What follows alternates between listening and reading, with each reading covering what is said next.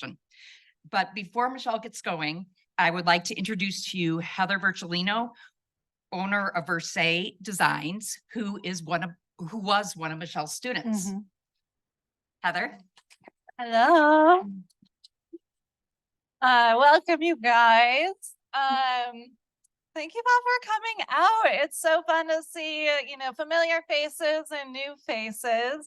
For those of you who know me, know that I am a huge Michelle Lynne fan, not just because she's extremely good looking and pretty funny and great to be around, but she was my coach back in 2021, became a mentor of mine, and I admire her so much. Michelle is the owner of ML Interiors in Texas. They're a nationally award-winning design firm. She also runs a coaching program that a couple of us are either graduates or in it in the room here, and really teaches you not only to take your business from 5 figures to 6 figures and beyond, but really understanding the efficiency, the process.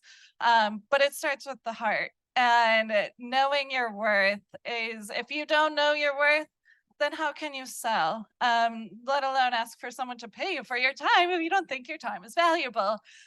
So Michelle has been a wonderful mentor to me and many of my friends. I was in her program, like I said, 2.5 years ago, and met some of the most amazing friends I talk to every single day from all across the country. So not only do you get a great education from Michelle, who was a designer herself, who still owns a design firm, who's still invested in the industry, but you meet some of the best friends along the way. So if you guys have questions about Michelle's program, you'll see the little pamphlet and the whisk. She'll talk more about that, but come ask me. I'd be happy to be a resource for you. And Michelle, thank you for being here, and everyone give her a hand. Welcome. Thank you, Heather. Thank you.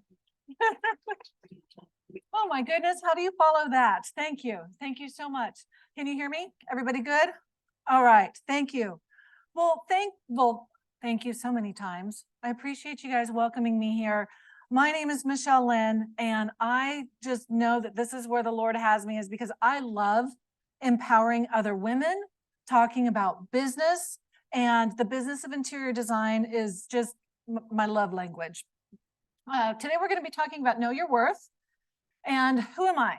As Heather said, I am the CEO of ML Interiors Group. We are an award-winning interior design firm in Dallas, Texas. This is my badass team. And together, we just take good care of our clients. And it's because of them that I can be here. It's because of them that I can have this other business called Designed for the Creative Mind. So funny story is that my coaching business was basically birthed in Detroit. And what I mean by that is that when I was in business and I was looking for help, when I first started my interior design business, I would reach out and ask other people for help, and it was just crickets, right? Like nobody was willing to help. So I fell on my booty, cried, like gray hair, all the things. And I promised myself that once I figured it out, that I was going to teach others. So 5 years ago in June of 2018, my daughter was born. She was born in downtown Michigan. We adopted, and we were here for a month. And my team didn't call. I would call them up like, hey, Debbie, is everything okay? The building still standing? She was like, yeah, we're just following the processes. We're just following the procedures. And I was like, oh, this is cool. Okay, good.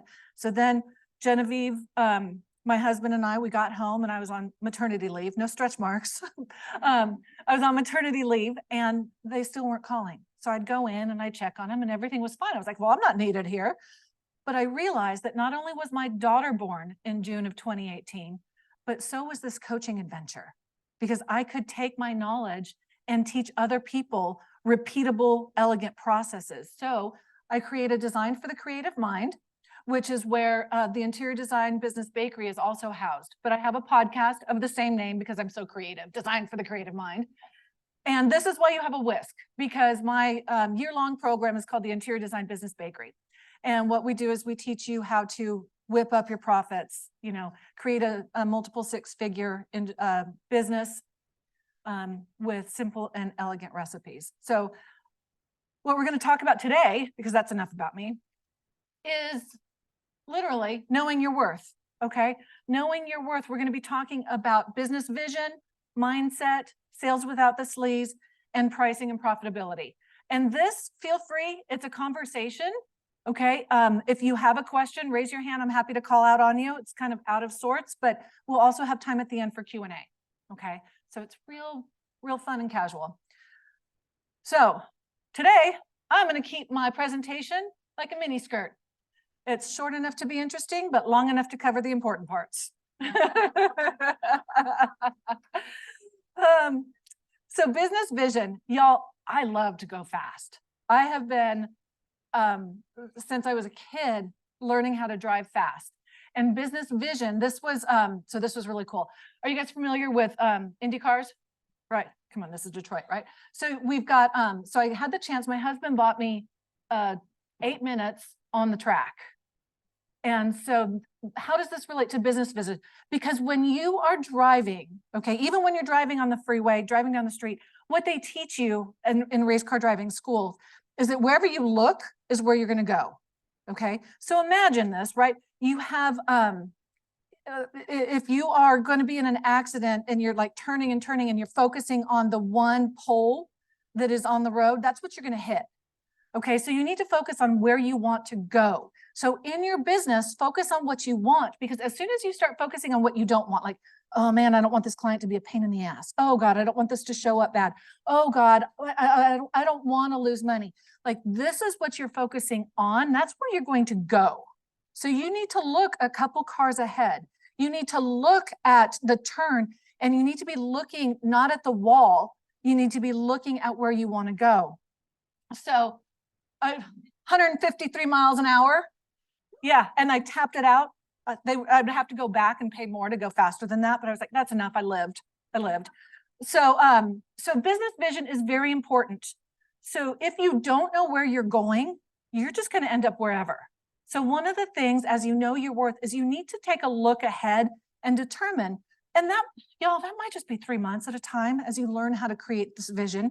3 months, a year. Okay. Maybe you start with 5 years, 3 years, and your 1 year vision, and write it down. Okay. Nothing happens unless you start writing it down and creating a map. Mindset. Y'all, this is like one of the most oversaturated topics. Like I did my, like, look at all of the different images. Mindset. It is so spoken about today. But what I want to talk to you about in regards to mindset is a little bit different. Okay. You are not your thoughts. Your thoughts are created from, it is basically an ancient software. It's designed to protect you. Okay. Your mind, you are the one in control of your mind. You are not, your thoughts are not in control of you. So let's think about this. You have thoughts. Okay. You are not your thoughts. You have thoughts. So you might think, I think I'm an imposter. Okay. I think these, I'm too fat to wear these pants. I think I'm not good enough to get paid enough. Okay. I think this, that, or the other. You have thoughts. None of those are true. Okay. You have thoughts. You also have fingernails, and you are not your fingernails, right? So think about that. You have thoughts. They are not real.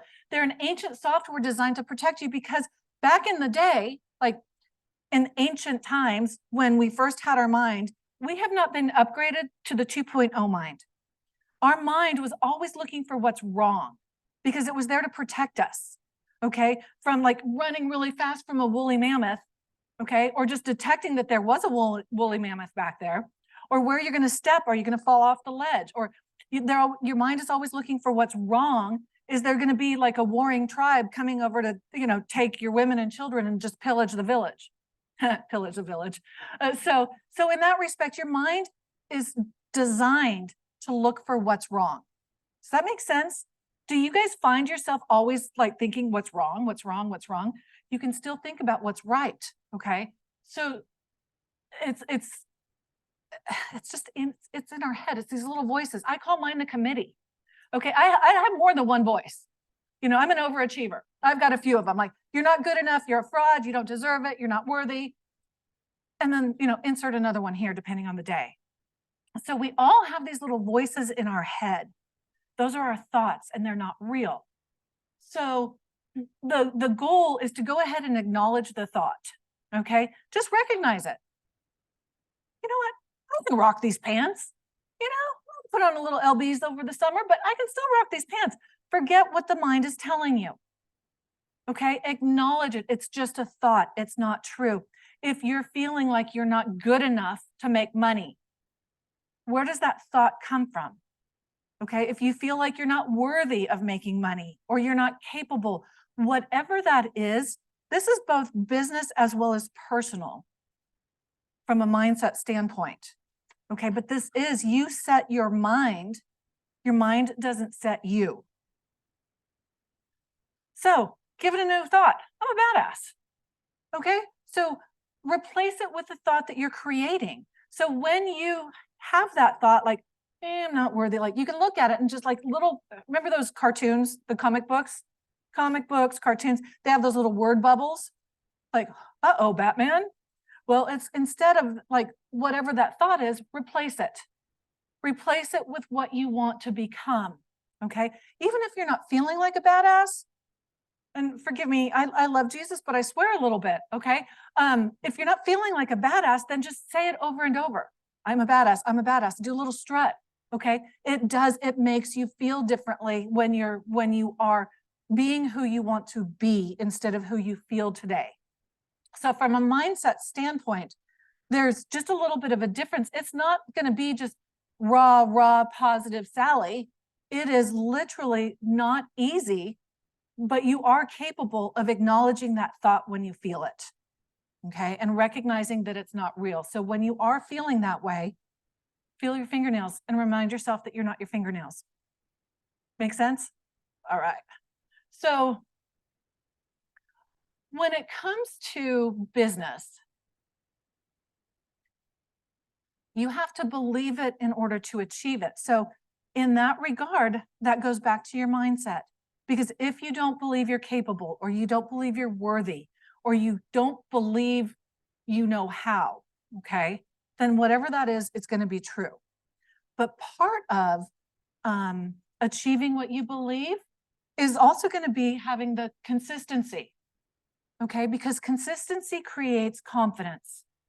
Think about when you're driving home from work or from a client project or something. You're kind of on autopilot, right? Because you know where you're going. You've gone there 99 times, or you wake up in the middle of the night to go to the bathroom. Okay, you can do it with your eyes closed, literally, because you know exactly where you're going, because you've done it 999 times. Whereas I'm getting older, it's a lot more than that every night. But the confidence comes from that consistency. I'm confident that I can walk to the bathroom without stubbing my toe because I'm consistent in doing that.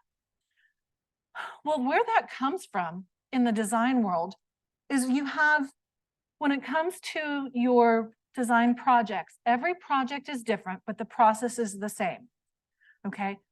The way I teach, the way I run my business is that there's 4 phases of every design. There's research, development, okay? There's procurement, and then there's installation. Can anybody think of any other phases that go with that? Okay, so it's from the phone call or the website contact all the way through the punch list of installation. If you're running your business, okay, and we all know that there's a lot more to this. We've got what we call the 16 steps of sanity that break all of this down into sub-steps, and then we have sub-steps to sub-steps, because you go in a certain consistent order, you get confident. So when I was trying to do my design business and I was asking for help and nobody was helping, it's like, well, we're just gonna have to write this down and edit it over and over and over again. So this, oh, this worked. We're gonna repeat this. Oh, that, no, we're not doing that again. This. So we continued writing it out because literally, I had no idea how to run a project. I had no idea how to charge. I had no idea about procurement, like all of this stuff. I came out of corporate. interior design is not my first, this is my third career. So I thought, okay, well, I'm going to go back and I'm going to take my corporate experience and start making processes and procedures like, duh, like this is a business. It's not just a hobby. So when you have this consistency, then you've got the ability to have that level of confidence that's going to help you continue to know your worth. Okay. So you have your business vision. Okay. And then your business vision, this is where I want to go. And then you have to have the right mindset and not believe everything you think. Okay. And then you're going to start getting this consistency in your business. Do you see how this is starting to flow? And then as you get that consistency and you get that confidence, then we're going to talk about pricing and knowing how to bring this all together so that you can run a profitable business. And it's not just fluffing pillows and picking out paint like they think we do. Okay. Right? Like this, this shit is hard. Okay. Nobody understands it. They watch these HGTV shows and, 20 minutes in, they have a commercial and poof, it's done. So we know that there's much more difference. So much more difference. I sound like my 5-year-old. So the research phase is the sales process. Okay. Remember, we have research, development. Okay. So there's a little bit of crossover, obviously, because when you're in the design development phase, you're still interviewing your clients. You're still researching what they need. But here's the key. The research phase is your sales process. And let me just tell you something right now. You do not have to work with everybody who calls you. Okay? Boom. Like, you don't. You didn't marry or you didn't date everybody that asked you out, did you? Now, if you did, there's no judgment. Okay? But you more than likely didn't go out with everybody that asked you out. So it's the same thing. Why do we think we have to do that in business? Okay? So the research phase is the sales process. The research phase is this. It is and this is the order that we go in. It's a qualifying call. Okay? A lot of us do a discovery call. 45 minutes, like, no, this is a discovery call. We're just going to find, it's a qualifying call. Do they qualify to work with us? What's your budget? Don't have one? I'll help you make one. How does, and more goes into that, but this is the start. And what's your deadline? Okay, so what is this? This is the end of September. You want your kitchen done by Christmas? No, that's not going to happen. But if they're calling you and they're saying, this is what I want, and you're like, oh my God, I need this business. Okay. You're qualifying. How many times have you pigeonholed yourself into this impossible standard? And then you're dancing, trying to make it work. Okay. So in that respect, you're qualifying them. And then there's a virtual meet and greet. Okay. The virtual meet and greet is where you can go through and you can explain how you work. Okay. What your systems are, what your processes are, why you are the badass they should hire. And that it's not just fluffing pillows and picking out paint. Okay. It's not just putting stuff in a cart and ordering it and zhuzhing it. Okay. There's a lot more. So if you go through and you educate them, and this is where you start. Oops, wait, hold on. The initial visit. Okay. This is where you go and you are gathering information. Okay. The initial visit, if you set it up like this initial visit is simply reconnaissance. Okay. You are going to say, okay, your budget's all right. Your timeline's okay. We might be able to work this out. Your virtual meet and greet is when you meet with them and you explain, this is how I work. This is what's going on. This is how the process is. This is why it's not just fluffing pillows. Here's how I charge. Here's some other fees that you can expect and so forth. So it's just that virtual. If everything works out from there, then you go to the initial visit and you're getting basic information. So they're telling you this is what they want. And you show up and you're like, oh, dude, that's going to be like squeezing a square peg into a round hole. I know you want this new kitchen, but if we do this over here, you guys know it's the domino effect. It's like, you can't just do this, because if you do this is going to look beautiful. This over here is just, no. And then we have to take out this wall, and then there's all these other things that go on. So you go and you're assessing their wants and their needs. Okay. Or you might even just say, hey, listen, while we're doing this, we should probably do this, because you just see the things you're there. And maybe you're new and you don't know what the hell you're talking about. Well, you just show up and you take notes and you say, okay. And then you can go back and you can assess the situation. But this is what you're going to be taking the data from in order to create your fees. Okay, so your initial visit is reconnaissance, and then you're going to create a scope of work. Okay, your scope of work, and your scope of work is going to be everything that you're delivering. Back in the day, I used to think, oh, I need to make this so easy for my client. I don't want to burden them with much. Okay, and then, but I want to make money. Think about this, y'all. If you're buying a car, is it a 2-page document? Our design fees can be the size of, it can be the price of a car. Okay, easily. So why not outline every single damn thing you're going to deliver and spell it out for them? Because the longer the document, the bigger the fee. So here I was like trying to charge $1 bazillion, and it's a 2-page document and it's very vague. So I was on the phone this morning with my team, going over a client project, and I'm like, is that in the scope of work? No, but she wants it. Okay, but she didn't ask for it. She didn't pay for it. She's not going to get it. If it's not in the scope of work, she's not getting it. If it's in the scope of work and I didn't charge enough, that's on me. Okay, so the scope of work becomes an addendum to your contract, but it is every single thing that is deliverable. So then you have you present that and you get the contract signed. Okay, so you're setting yourself up here as a professional. So part of knowing your worth is showing up. Who hires us? It's not the window washer, right? It's the professionals. And I do not come from a family of professionals, so there is no judgment on whatever you do for a living, but they're not the ones hiring us. A professional is the one that hires us. Professionals hire professionals. So it's up to us to show up as a professional and outlining these steps and telling them this is what we're doing. So in this qualifying call, if this works out, we've got a few more steps. It could take a month to get the contract signed throughout this whole process or more. But we're like, oh no, I need to show up tomorrow and give them some ideas and then charge them by the hour. Okay? No, you're going to take the time. You're going to understand the project so that you know the entire scope of it. And it's not like, what about this? What about that? What about this? Oh shit, I didn't even think about that. Okay? So if you can go through and you are consistently going through this process, you become much more confident in explaining it to your client. This is what you can expect. Does that make sense? Does it feel cumbersome to y'all? It felt cumbersome to me.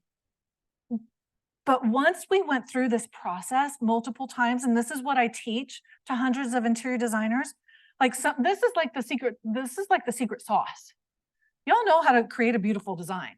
But this also sets the tone for your client, like, hey, babe, I know you run a multi-billion-dollar company.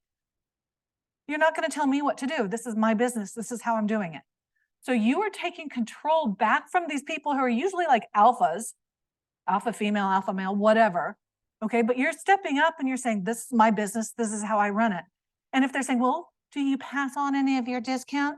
Babe, this ain't no discount.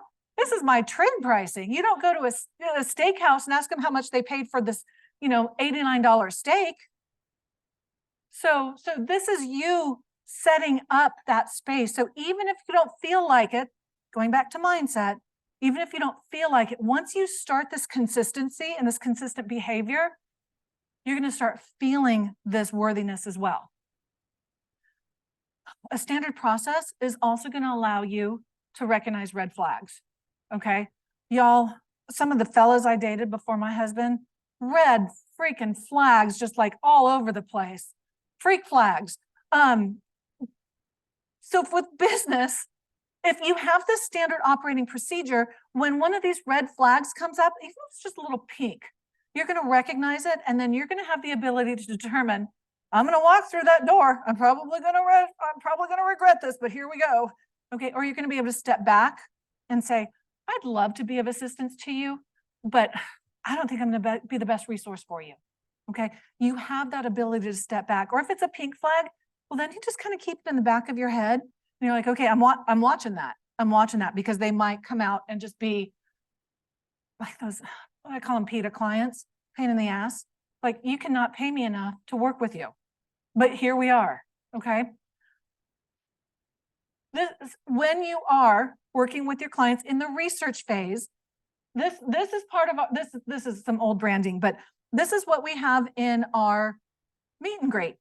Okay, our virtual meet and greet.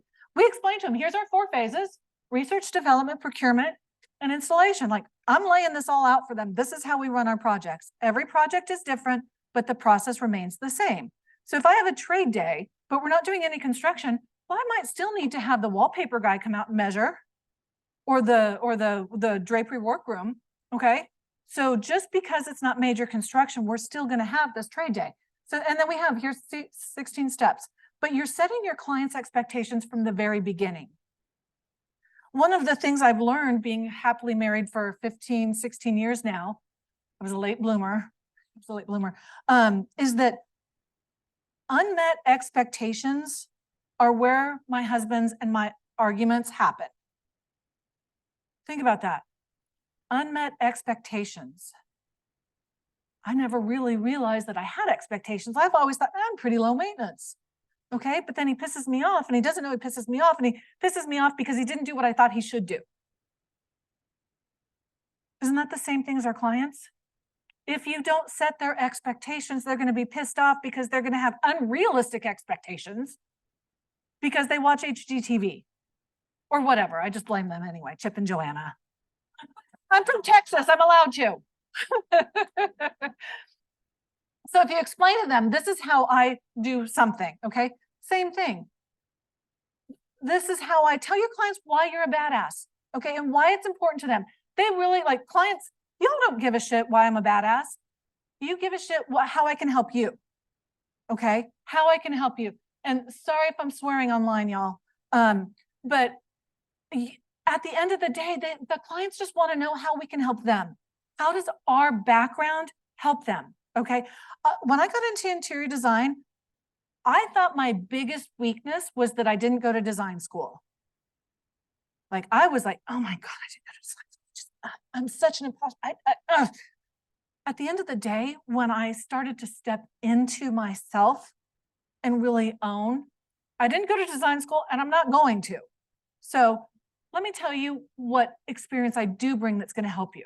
Okay. We all have different experience, you know, whether you're a doctor or a lawyer or whatever your background is, that you're a designer or you're just a mom. Screw that, y'all.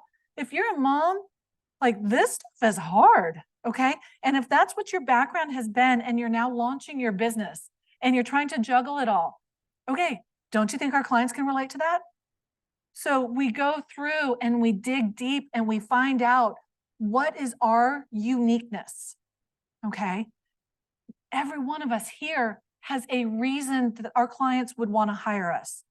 It's up to us to brag about it, which isn't easy, but you share with them. My corporate background is managing multi-million-dollar business units. Okay, cool. Well, this is important to you because we have budget management practices. We have the ability to manage large-scale projects, internal processes, procedures, blah, blah, blah. And they're like, oh, okay. This is a business I'm coming to. Because if you're a solopreneur or you have a small business, you have to share with them that, yeah, it's a small business, but it's run like a business and not like Holly Hobby's little house, okay? Show your prospect how you deliver your designs. We all know that this is not rainbow dust or rainbows, unicorns, and fairy dust, right? Poof, your house is going to be pretty.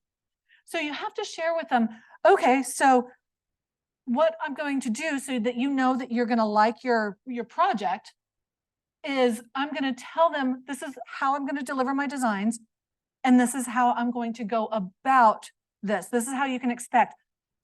Every Friday, I'm going to send you a follow-up. I don't text, okay, unless I'm running late or something along that line. We communicate strictly via email or the telephone, and then after a telephone call, I will reiterate it in an email so it's documented and there's no questions. Tell them that. Y'all, I don't work weekends or evenings. Neither does my team. So if you don't want to wake up to a text at 6:30 in the morning, don't. It's your business. These are your boundaries. So you tell them. And here's the deal. If they're not okay with that, good. See ya. Please drive through. okay, then you're on to the next one that is going to respect your boundaries. This is how I am going to show you what your dining room is going to look like, okay? This is how I ensure that there's enough space between everything.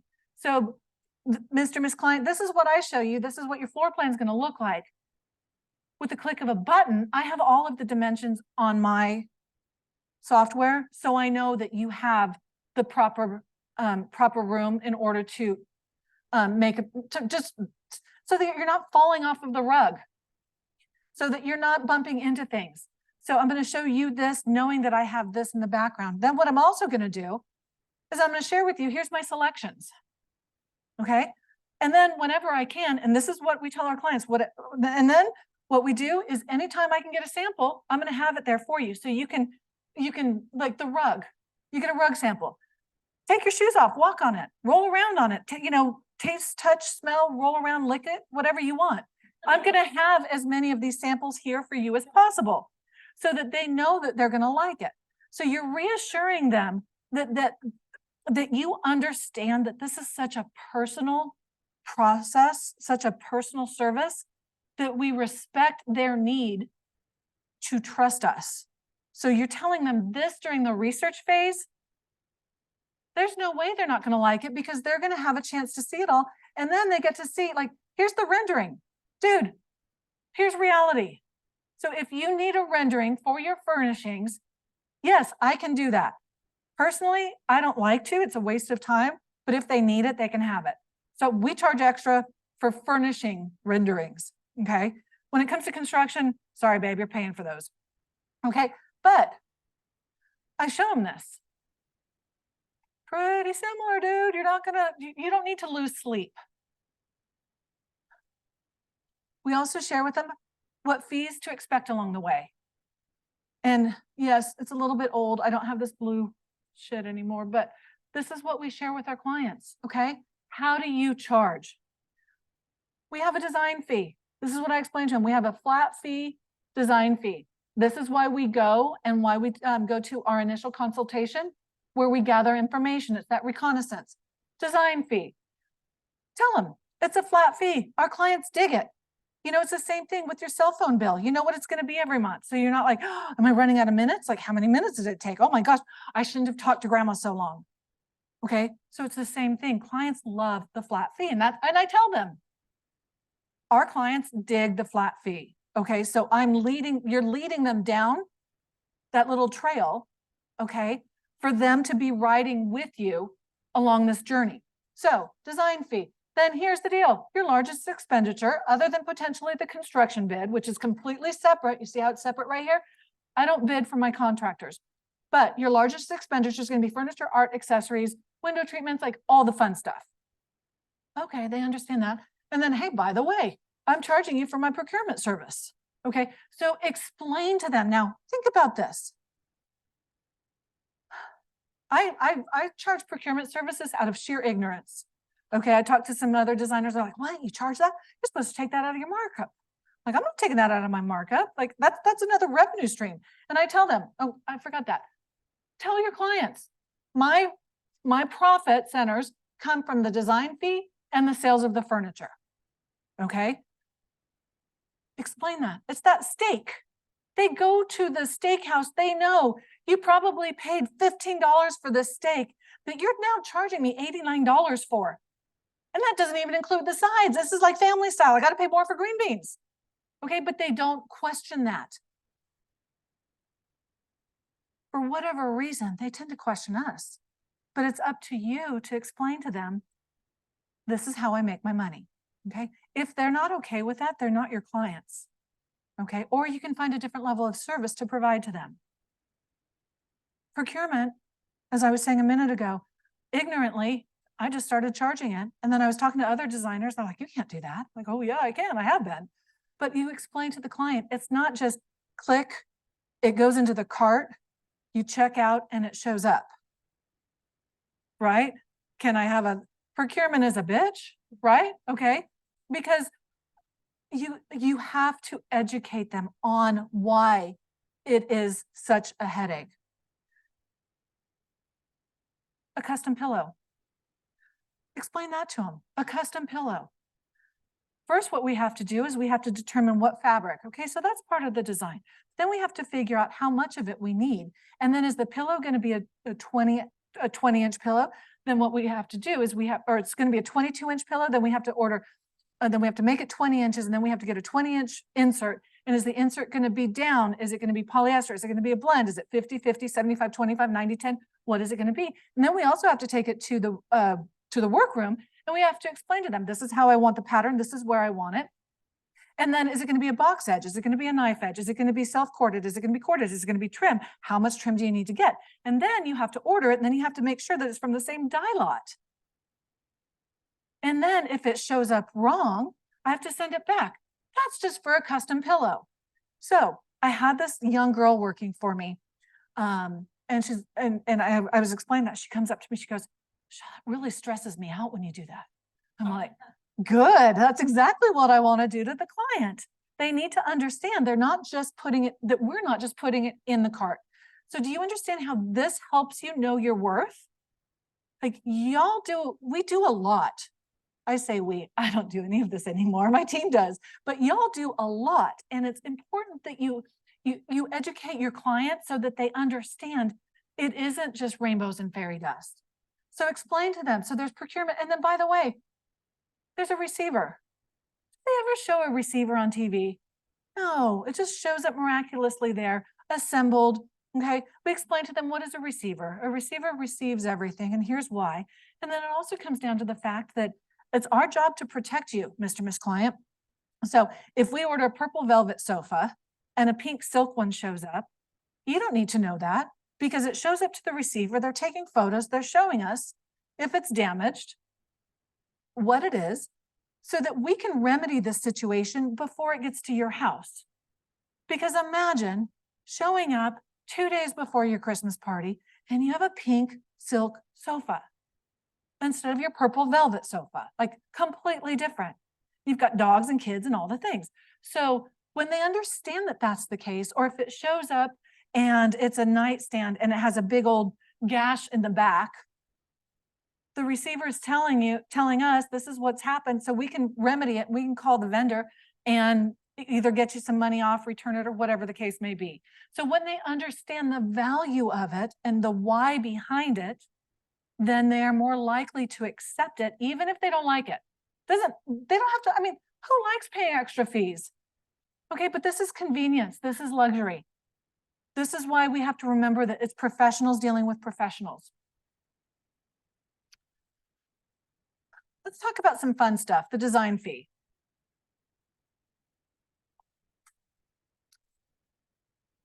Okay, pricing. One of the most popular and easiest options for pricing your design fee is a flat fee. Okay, it's not always easy. This is my opinion, okay? This is not the only way to do it. But a flat fee is an overall fee for the project, and it may be calculated by the square foot, a percentage of the project, or an estimation of hourly fees required to complete the job. Okay, there's a variety of ways you can come to it. In my experience, clients love that because you're not coming to them with another invoice, another invoice, another invoice. Dude, I thought this was going to be done. $6,000 later, we've picked out a sofa. Okay, because think about it. Is there some times where you can pick something out and it's like, that was the easiest decision. That's perfect. And then you have to hunt for things to work around it. So for what I was thinking is like, how do I justify the fact that it took me 18 hours to pick this? And that's a little bit of an exaggeration, but it took me so long to do this, but it took me not much time to do that. The client's expecting it all to go quickly, and we know it doesn't. Or you change one thing and you have to redo all of it. So if you're billing on an hourly basis and having to justify what you're billing, then it's also difficult in our hearts to bill for everything. Okay. How weird is it to say, oh, dude, I was thinking about you and your project in the shower and I came up with some great ideas. I mean, that's just weird, right? So you're thinking about projects all the time. How do you bill for that? So if you're hourly, you can pick a rate and keep track of your time by project. Hourly pricing, it's easy to explain, right? Everybody understands. This is what I charge per hour. It's a nuisance to track, going back to the shower, going back to the car, you're cooking, you're thinking about things. You never charge for all of the time spent. Clients shop for the lowest rate. They have something to compare you to. And if your rate also is they shop for the lowest rate, and the faster you work, the lower your income. Think about that, because you cannot necessarily, most of us can't go out and say my rate is $555 an hour. Okay. Now you could bury that in your value-based fee, your lump sum. But the faster you work, if you're at $100 an hour, $150 an hour, $200 an hour, whatever, the faster, the better you get, the less money you make. That to me is what changed my perspective huge. Because you're getting good at it. The revenue is limited by time, and then you have to have the justification for the time needed. Also, if an attorney, we've only had one client since we've gone to a value-based fee, flat fee, ask us, well, what's your hourly rate? Like, dude, I don't have an hourly rate. Now, internally, I have an hourly rate. He's like, well, if you had one, what would it be?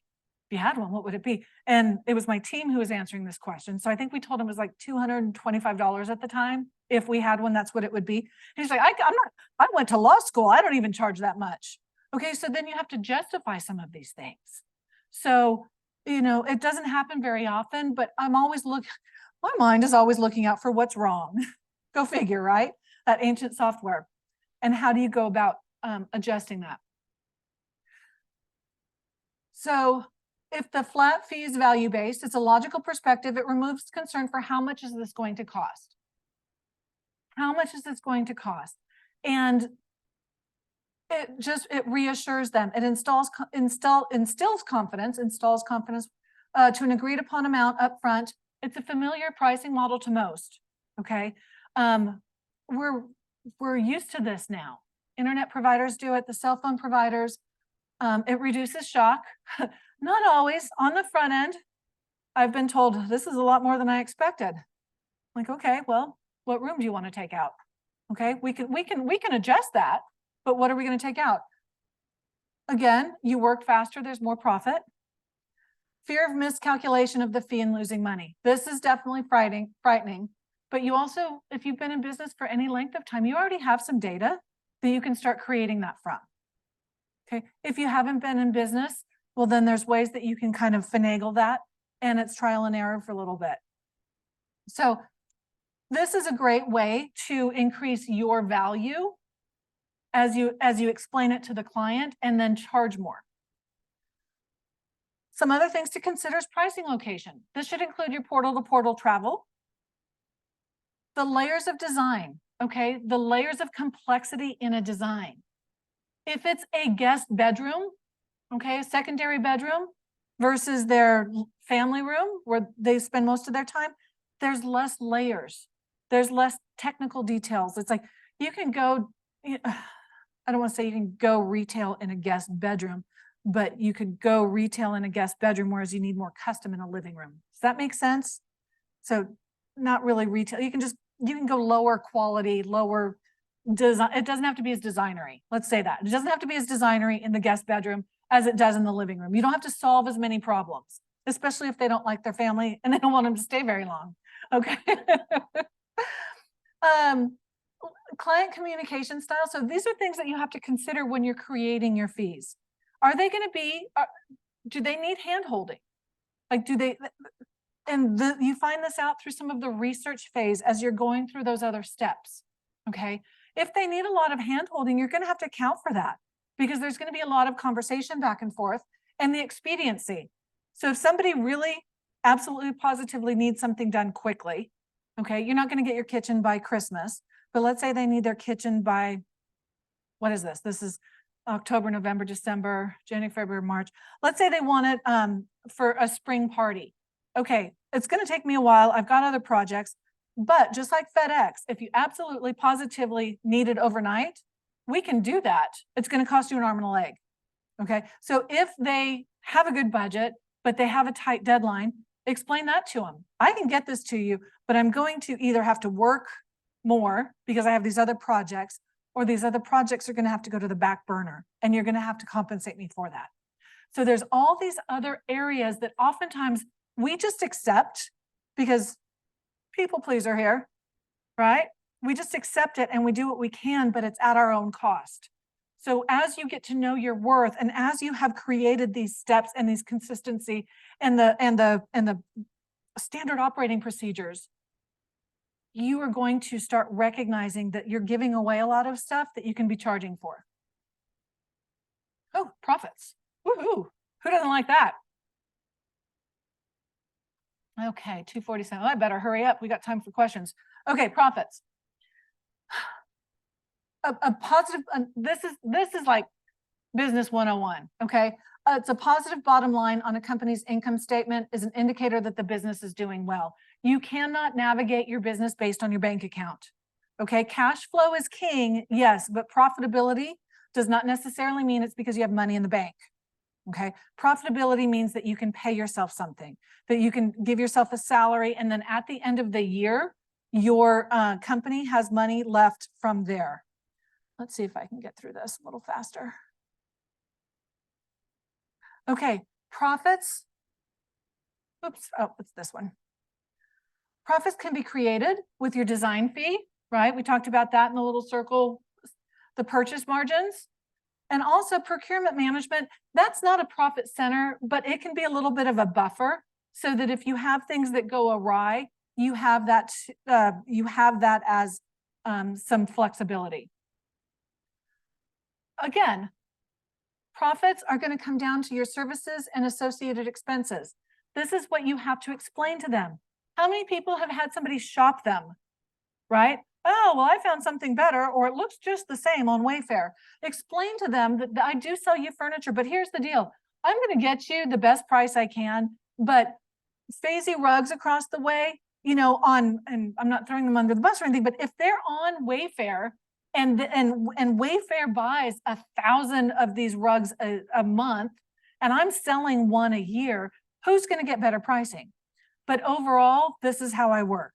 Okay. So if they see that you presented something and then they see it on Wayfair, they're going to think that you're scamming them. Because again, our mind goes to the worst case scenario. Explain it in advance.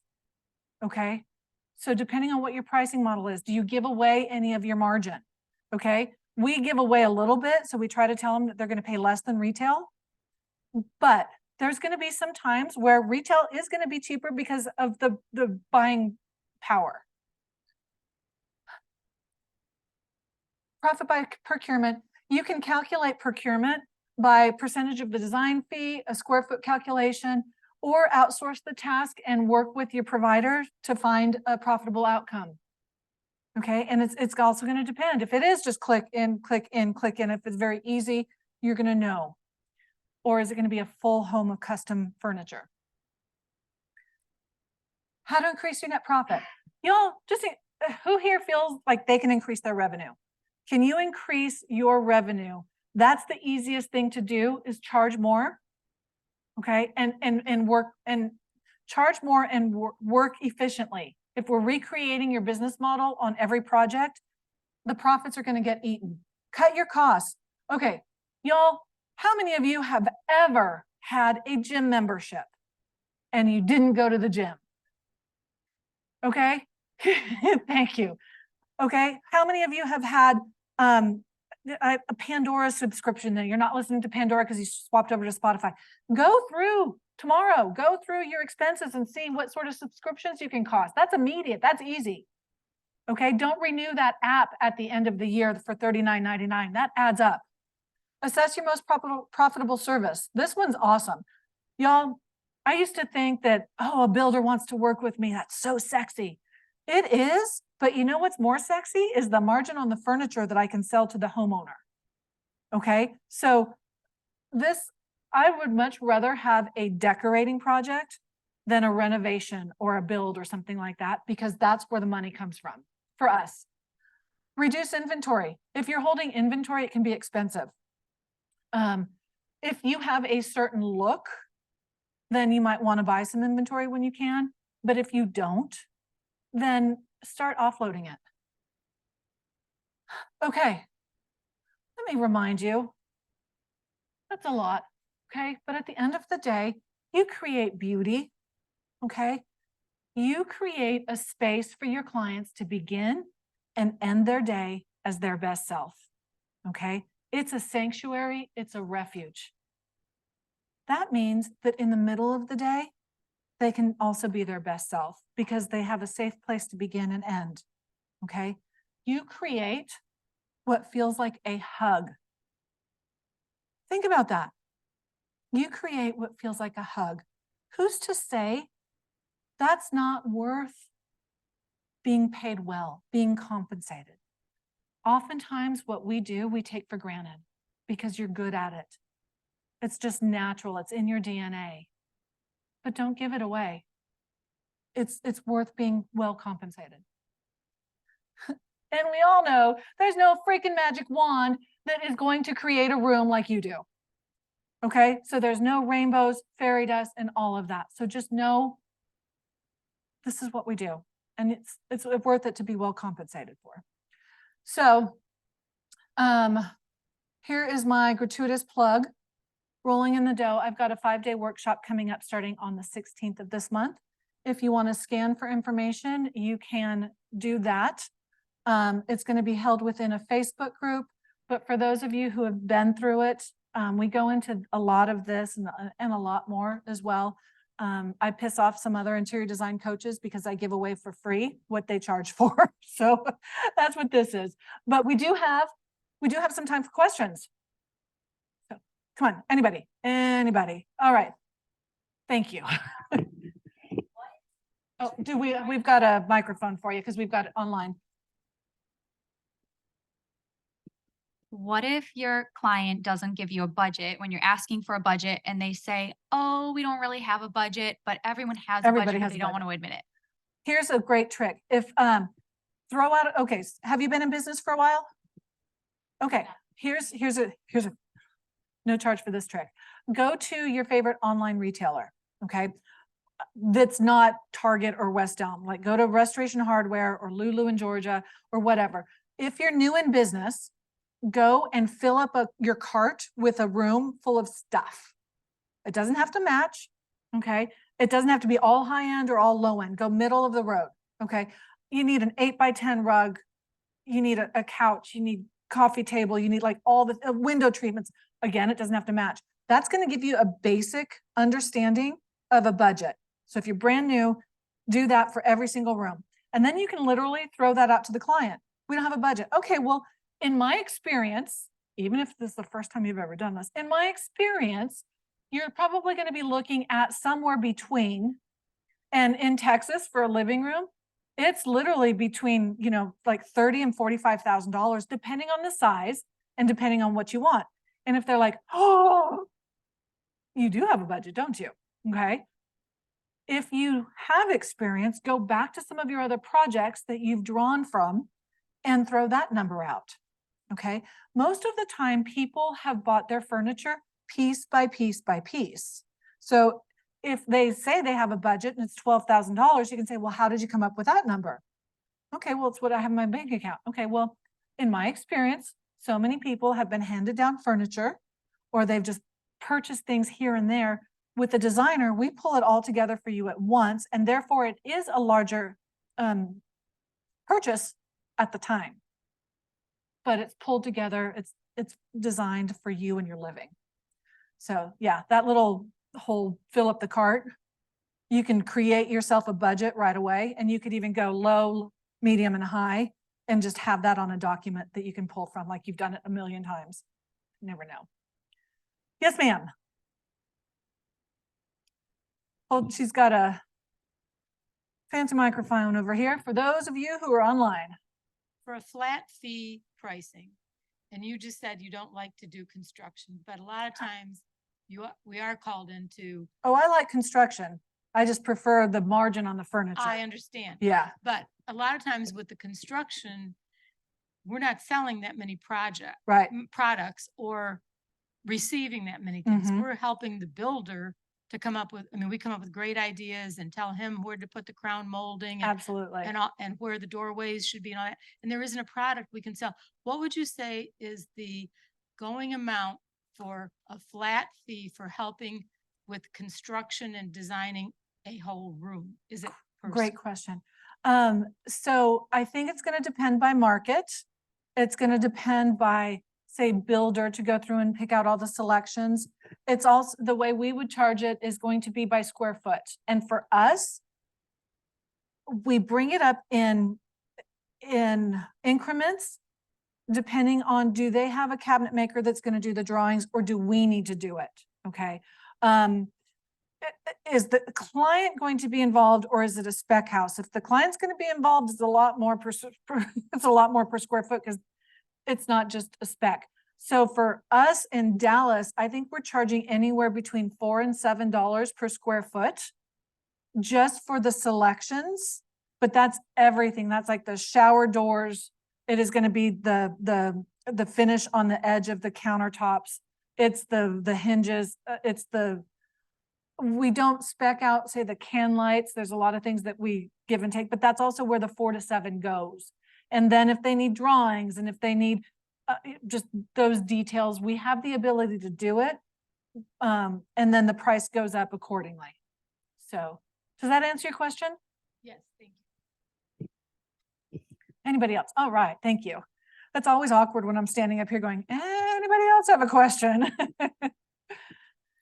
First, thank you for the presentation. I loved it. I've already incorporated a lot of those things, flat fee and everything. Yay. It was hard. Got several no's at first, but Yep, now I got yeses and it's going. rock on. My question is about the procurement part. Mhm. So currently how I do it is design fee. I'm actually a certified project manager, so my whole spiel on that part is really Nice. easy.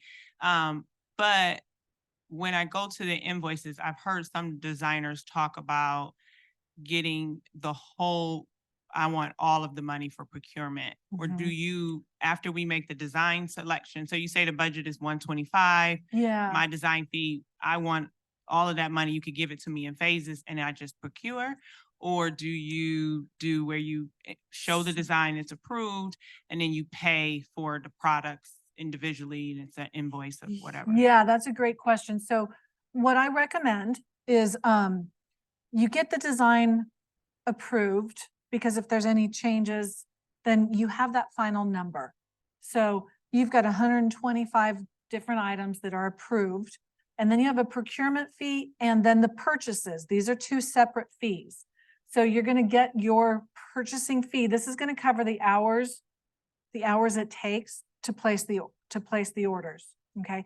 And then you're collecting that whenever you start purchasing, but then you're also collecting everything up front for your furnishings. Okay. For all of that. So you're collecting the freight, you're collecting the tax. So it's a big chunk. Absolutely. If you're implementing in phases, then that's how our payment schedule comes along. So if there's construction implementation fee, and then there's procurement maybe a couple months later when we start placing the orders. It just kind of depends on where it goes. Did that answer? Cool.